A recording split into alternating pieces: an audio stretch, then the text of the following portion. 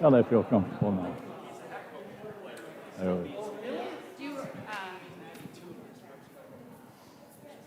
Hey, good morning. Thank you for coming in. I'm excited for our shift today, our shifty shift, because we are talking about something we don't really want to talk about very much, which are diseases, hard things. But I think this is going to be a good, positive thing and hopefully helpful, and we'll encourage conversation. The thing we're talking about today is Alzheimer's. Alzheimer's is a brain illness, and there are many brain illnesses. And we have our very special guest, John R. Sweeney. John R. Sweeney is the father of John T. Sweeney. I'm very happy I know their middle initials. And John is joining us to talk about his journey with his wife, Virginia. And I hand it over to him. Okay, thank you. Can you hear me okay? Good. I'm just going to have just a few slides here that I won't call them the highlights because they certainly were not highlights, but just to touch on some of the things that we have faced in this Alzheimer's journey. And we came to this junction in 2011, and we turned on that Alzheimer's route and started our journey together. And about 15 years before that, we bought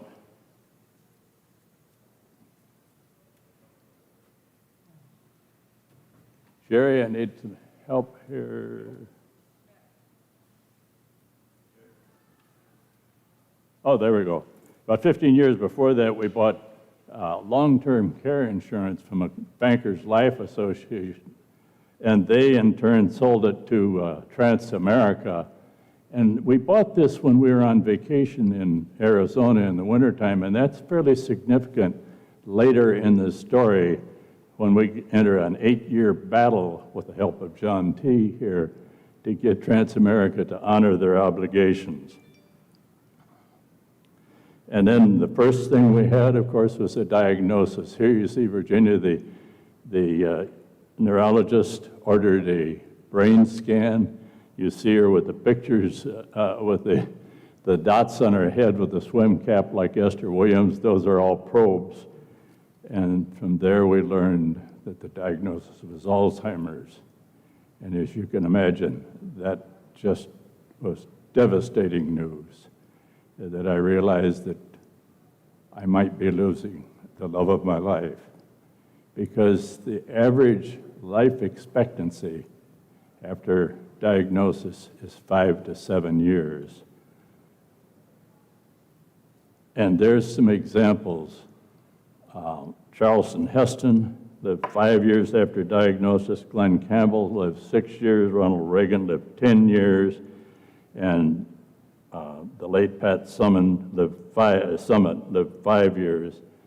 And not only the devastating, heartbreaking news, but then we realized that our life savings is actually in a path of a full raging forest fire of Medicare dementia costs, very high medical expenses. If some of you have bought them, you realize it's not like buying a bottle of Bayer aspirin. And in respite daycare services and the devastating cost of the memory care. And then we started seeing some regression along the way.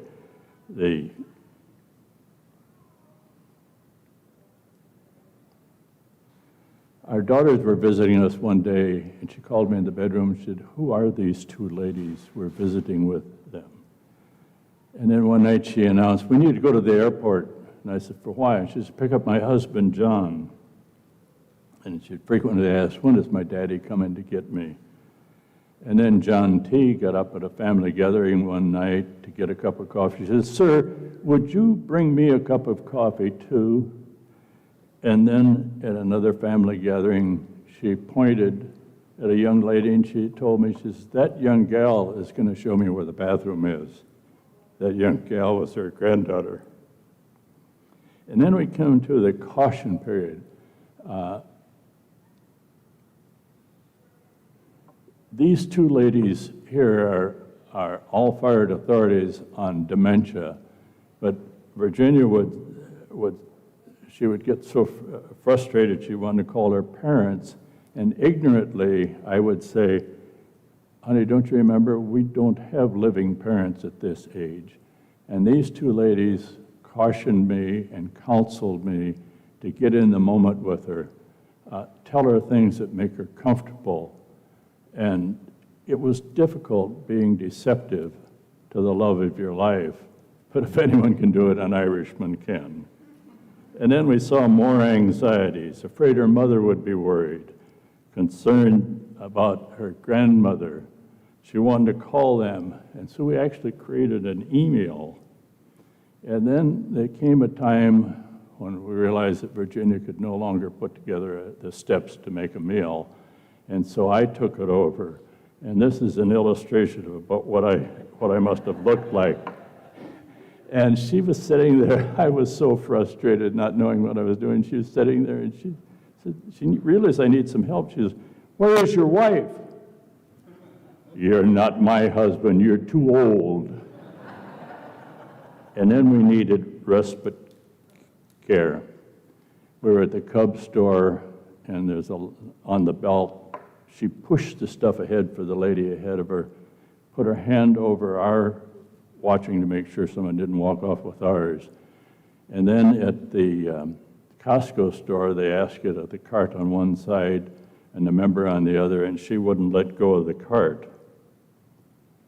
And so we realized we needed some respite, and so we enrolled her in Lingblom's daycare called The Gathering for 2 times a month, and then in Salvation Army for once a week. Then I thought it probably was time I dusted off the long-term care policy and take a look at it, and I didn't like what I was reading. And this is a letter I got from Transamerica when I started asking them about what were they going to pay. And we learned that she has to be in a licensed nursing home. And I wanted, when her time of care came, I wanted her to be in a specialized memory care facility. And so getting nowheres with Transamerica, I started making noises. As you can see, I contacted everybody, including the Minnesota Department of Commerce. And because of all the noise I made,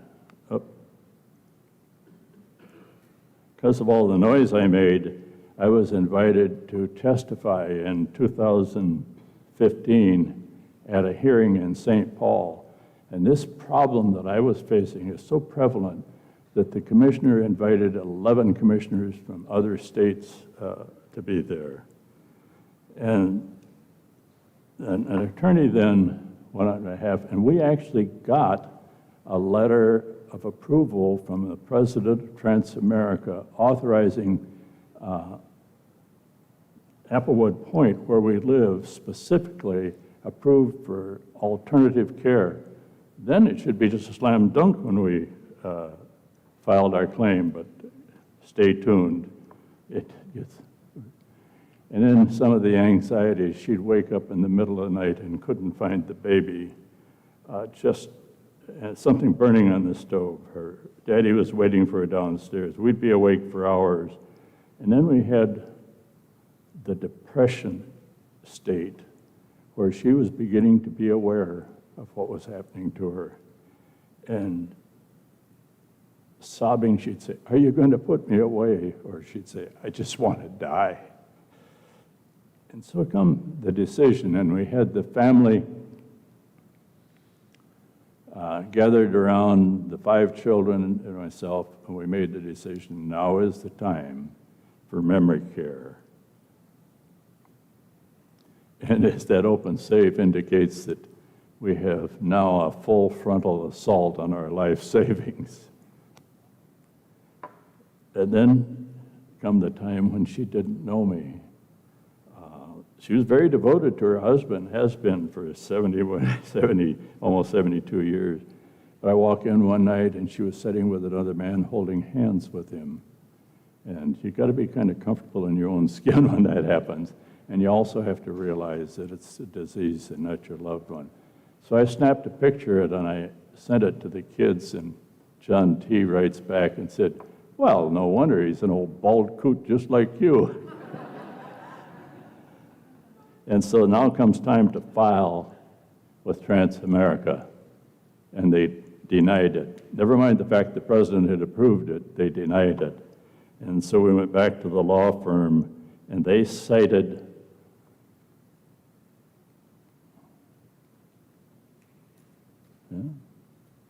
Can you give me? I think I got ahead too far. Oh, there we go. There we go. And Transamerica closed the road to the journey. They absolutely refused to pay. But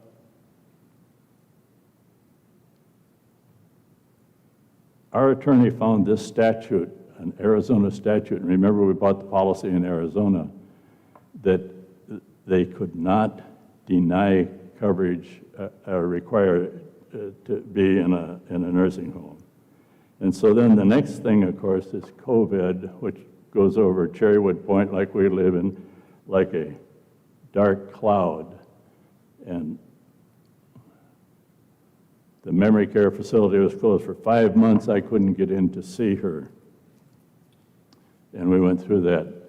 And then we found that these dolls would give her comfort. And you see her cuddling there. This actually is a video, but it didn't show up here. And then after 5 months, we had a designated visitor condition. We could get in there for 3 hours a day to see her. And one of the other impacts from COVID, of course, is Cherrywood, like all others, or like many of the other facilities, started creating fees to offset. And fortunately, what had happened is the Attorney General in the state of Michigan had filed a cease and desist order to a bunch of nursing homes, and it made the national news, and that kind of helped me deal with that. And then she no longer could feed herself, and I had to start feeding her. And there I am with my mask and shield, and that's kind of where we are today. So that's the end of this story, but fortunately it's not the end of the journey because I still have her. Thank you, John.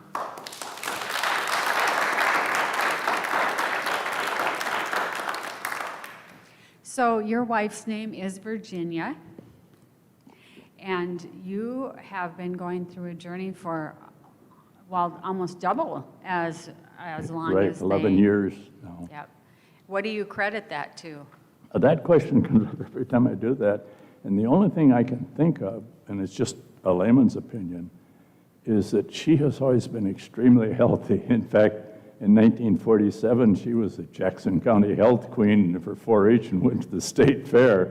And until just the last few years, she has been the essence of health, almost athletic. And my layman's opinion is that probably has helped her. Her body is stronger than most people that end up with Alzheimer's. How has your faith helped you through this? Without it, I couldn't live with it, because you just imagine it's just one shock after another. And one of the things I thank God for continually is that I still have her. And you are 92. I am. We could all hope to be 92 and presenting to a group and being able to technologically put all this together. The future looks good for you, John T. Sweeney. I am so sorry that you have to go through this. I think the gift is being able to share your story, because we don't like to talk about pain, you know, and yet we all have it, and we have it in different things. And you've had to use your head a lot because of the costs and the health insurance, and as you said, you had to make some noise, and noise can work very well. It can get lots of attention. Well, and John T., he echoed in and made a lot of noise for me, too. He got writer's cramp from writing letters on my behalf.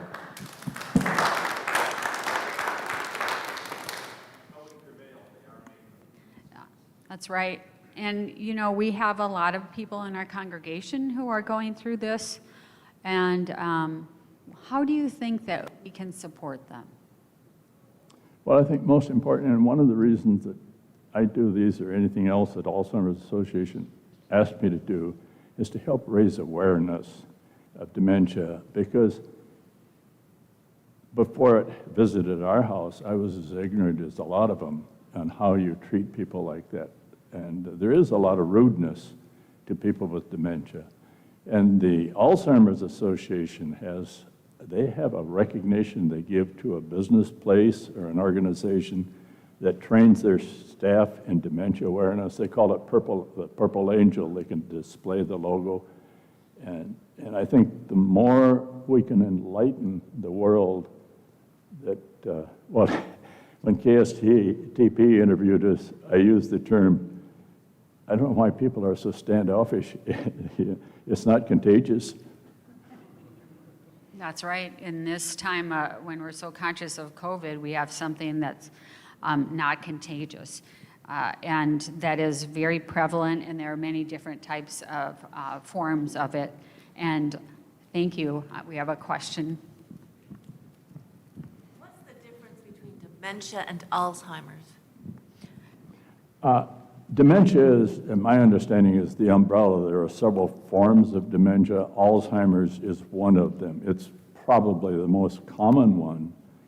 And to my knowledge, there's over 100,000 cases in Minnesota alone, over 5 million nationwide, diagnosed. And my personal feeling is there may be 10 or 15,000 undiagnosed cases, so it is very prevalent. But Alzheimer's, I think, is probably the most common one. Yes, and I also talked with the Alzheimer's Association and invited them, and what they wanted was the names and addresses and zip code of everyone who was attending, because that's part of how they get their funding. And of course, we couldn't track that on our recording, but they were very helpful in terms of information, and I would suggest that you go to alzheimers.org. I can put in an email to you if you're interested, some specific links. They have an education link. And what they said is that they're trying to reduce the stigma. Another thing that they're trying to do is fund research. And there's research going on all the time. And of course, there are medications being made that try to slow the progression of it. Right. Right. And I don't know if you've gone that route or not. Well, the one medication that Virginia takes is memantine, and that is, it won't cure it, but it is supposedly to, and Aricept, I think, has the same expectation that it will slow the progression, and hopefully we can see more of that. One of the things I might share, and I think other communities are doing it, but our town of Roseville, where we live, is very active, and they have an Alzheimer's dementia initiative, and they're very active in communicating and making the public aware of it. That's excellent. Chuck? Could you say a little bit more about that stage where she began to realize what was happening? How did... A really difficult stage. What did you say? What needs to be said? How do you support in that particular stage? All I could say to her, number one, just tell her that there's a heck of a lot of people love her and would be devastated if something happened. And I told her I loved her too. You know, all you can do in a case like that is just try to find some way of diverting and giving her some comfort. It was awful to go through, painful for me. There is a lot of pain, and I think one of the things that you have done, and I know other people do too, is get support, talking about it with other people who are experiencing the same things. Did you sometimes feel like were you the one? Yeah. Yeah. Now, we talk about memory loss, and we all have memory loss, right? There are certain times when, it could be stress, it could be, something in our brain, obviously, but stress, physical, something. The Alzheimer's organization said there are many things. So if you're thinking, I wonder if I'm going down that road, the best thing to do is... I joke about frequently, and even here, sometimes a word escapes me. That is kind of an aging thing. I think a lot of people experience that, but frequently I say, well, I wonder if the right Sweeney is in memory care. Right. I mean, I think that we all feel like that sometimes, and what you want to do is, one of the things is see if is it affecting your life consistently, and check with your trusted physician. I'd be open to more questions or comments. I get to go before Ken? Oh. John, I think I heard you say something about there's a lot of rudeness toward, did I hear that correctly? Do you feel that rudeness is coming from people that care for people with dementia or people in general? Which was it? I would say ignorance. No, but what group of people? The people that care for people with dementia, No, or just the people people that in run general? into it. A couple of examples, two things that we faced that hurt. We were having a catered dinner where we lived, and there was a man sitting at our table, and all of a sudden he starts giggling. He says, "She keeps saying that same thing all over again." He thought it was funny. And so I was not very kind to him in my comments. To his credit, the next night he knocked on my door and apologized. One other experience we had, and there's a number of these, but these are the worst that I experienced. One lady invited two couples of us for lunch at her house one time, and the other couple, the woman is not one I'm terribly fond of for many other reasons, but lovely lunch. Virginia announced, "Well, I won't have to fix dinner for John tonight." She says, "Huh, you don't fix the meals anyhow." Those are extreme cases. But I think probably more than anything else, avoiding, you don't feel comfortable around people with dementia. John, your love for Virginia comes through today, and it really came through in the longer video that JT shared with a lot of us. My compliments to you, and I believe God is very proud of you. We are too. You sort of answered this question already, but where do you get strength to keep going? My faith. John Jr. would know this. I was an implement dealer in the 80s. You learn how to live by faith then when you see your world collapsing around you. And we survived, but there were many times, and that's maybe not a good example, but you just got to trust in God, and I do. I have all of my life for adversity, and in 90-some years I've had a little adversity. Chris? Another thing that's been good for you is that he has a very supportive family. All his kids. And by the way, spouses. the lady that just said that was one that said to me early on, "Dad, remember, you're not in this alone." I've never forgotten that. But I do have, and to that point, I have friends that are caregivers whose families are not supportive, and that's got to be terrible. It's enough of a burden being a caregiver to begin with, without losing your family, or with your family. Well, maybe either they're ashamed of Daddy, don't want to say with him in public, or they have read somewhere where if you snip violets that it'll cure the problems, and that's the kind of thing that some people face. And I've had 100% support from our family. I feel like I could have been more supportive. Jill lost her mom Mrs. Winger, you had the same issue, a different kind of dementia. It was, I think it was Lewy body with Dean, and we had Jim Ramstead. There are many people that I think we all know, and suffering in silence or not talking about it because of the stigma, yeah, we're trying to get rid of that, aren't we? Mm-hmm. So, I mean, I'm telling myself as I listen to this, you know, be more supportive. Go to people, talk to people about it. So it requires a little courage, but that's okay. That's what we're called to do.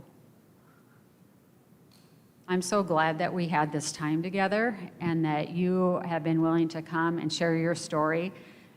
Ken was referring to a Facebook post that John did and John shared, and I can share that on the Trinity Facebook today.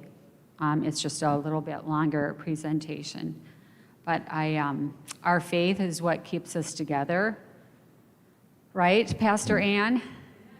And if any part of this message might be helpful to someone you know, it is, the long version is on YouTube with a lot of detail. all right, it can all be shared. Anything else? Am I missing anything else that we want to talk about today? Yeah. Yeah, we all have it. We don't know what the future holds. We just pray that that our loving God is with us to support us and that we can talk to our community about it as well. All right. Thank you so much for coming. Thank you, Johns. Thank you, Sweeney. Thank you.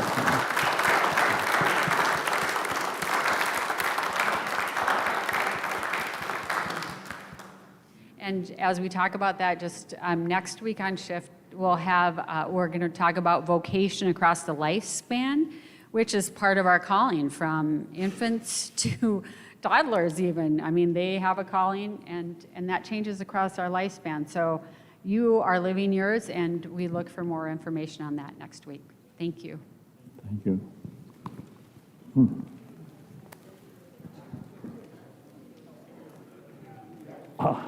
You want to hold this just a minute? No. Get back to it.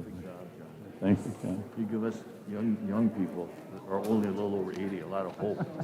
Maybe we can keep it going for a while.